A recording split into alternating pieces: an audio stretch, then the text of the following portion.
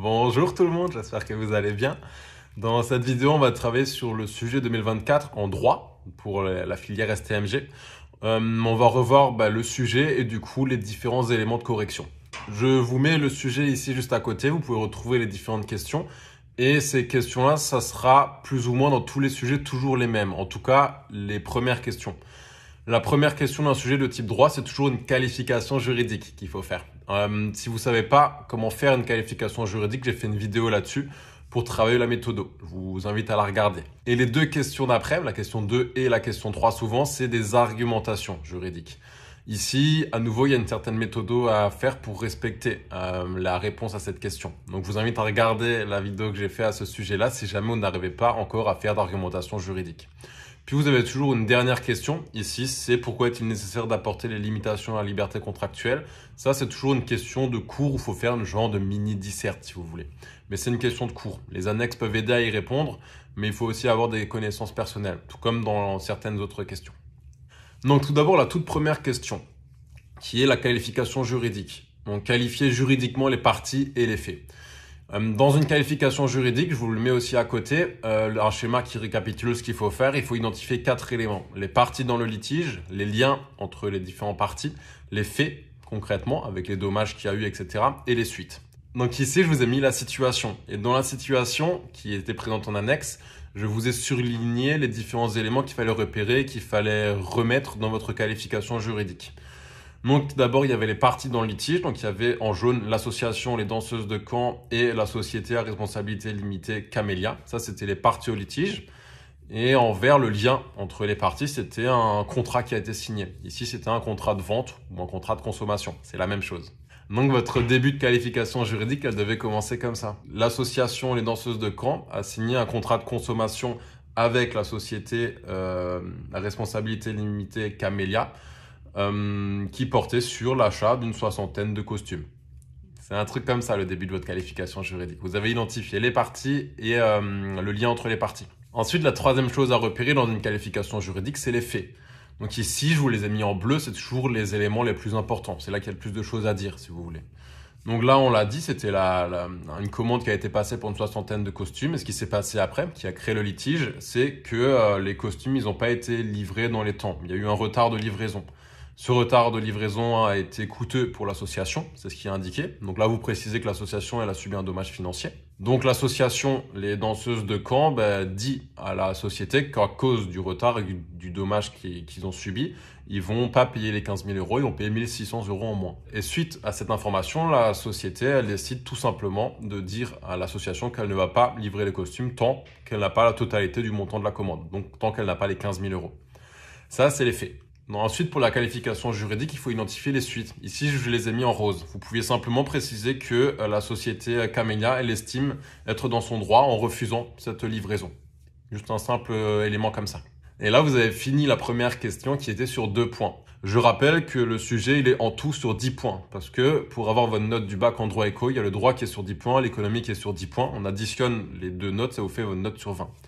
Donc 2 points sur les 10 pour cette première question. La deuxième question, c'est l'argumentation juridique. Ici, il fallait développer l'argumentation juridique que la SARL Camélia peut avancer afin de refuser la livraison jusqu'à paiement intégral du montant prévu au contrat le 7 février 2023.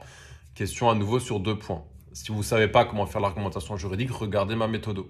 Donc ici, il fallait simplement défendre l'entreprise, trouver des arguments pour qu'elle puisse légalement justifier ce refus de livraison, tant qu'elle n'a pas l'intégralité du montant des 15 000 euros. D'abord, il fallait identifier les textes juridiques applicables, les textes juridiques que l'entreprise elle peut utiliser pour se défendre. Ici, dans les annexes, on avait l'article 12-17 qui disait que la partie envers laquelle l'engagement n'a pas été exécuté ou l'a été imparfaitement peut refuser d'exécuter ou suspendre l'exécution de sa propre obligation.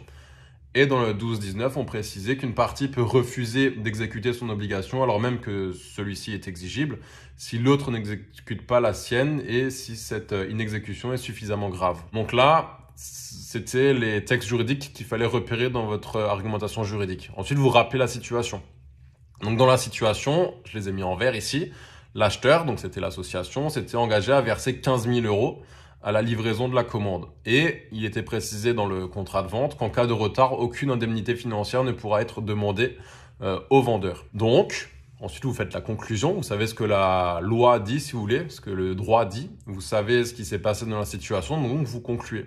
La conclusion, ça serait que l'entreprise Camellia a le droit de refuser la livraison des costumes tant que l'association n'a pas payé les 15 000 euros, puisque si l'association ne règle pas ces 15 000 euros, elle ne respecte pas son obligation dans le contrat, à savoir payer les 15 000 euros, et que dans ce cas-là, si une des parties refuse ou n'exécute pas entièrement son obligation, l'autre partie peut également refuser ou ne pas exécuter la sienne. C'était ça la conclusion qu'il fallait donner. Donc 2 points par rapport à cette question.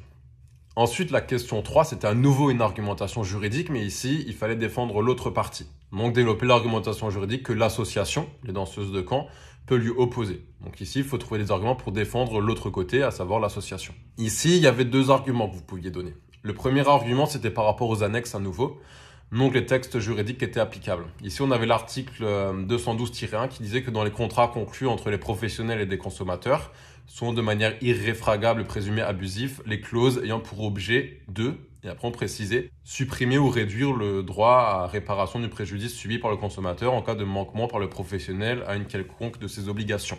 Et concrètement, c'était exactement ce qu'avait mis l'entreprise dans le contrat, puisqu'il était précisé qu'en cas de retard, aucune indemnité financière ne pourra être demandée au vendeur. Et ça, c'est une clause abusive. Du coup, au terme de l'article 212-1, c'est une clause qu'on n'a pas le droit de mettre dans un contrat.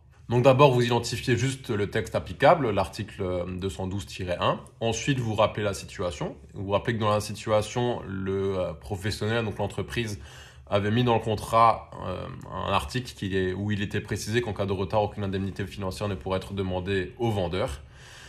Et ensuite, vous concluez que cet article-là qui a été mis dans le contrat de consommation, il est considéré comme abusif puisque effectivement, il supprime ou il réduit le droit à la réparation du préjudice du consommateur en cas de manquement professionnel, donc en cas de retard ici dans la situation. Ensuite, vous pouvez faire un deuxième argument. Et là, c'était de par vos connaissances. Il fallait savoir que là, c'était la responsabilité civile contractuelle qui était engagée et que pour remettre en cause cette responsabilité, il fallait qu'il y ait 3 conditions. Le dommage, le fait générateur et le lien de causalité. Donc ces 3 conditions-là, il fallait les mentionner dans votre copie. Et ensuite, il fallait simplement justifier que ces 3 conditions existaient réellement dans la situation. Donc que l'association, elle pouvait vraiment engager la responsabilité civile contractuelle de l'entreprise. Là, le dommage, je vous l'ai mis en bleu. Il a réellement existé puisqu'on dit que c'est coûteux pour l'association.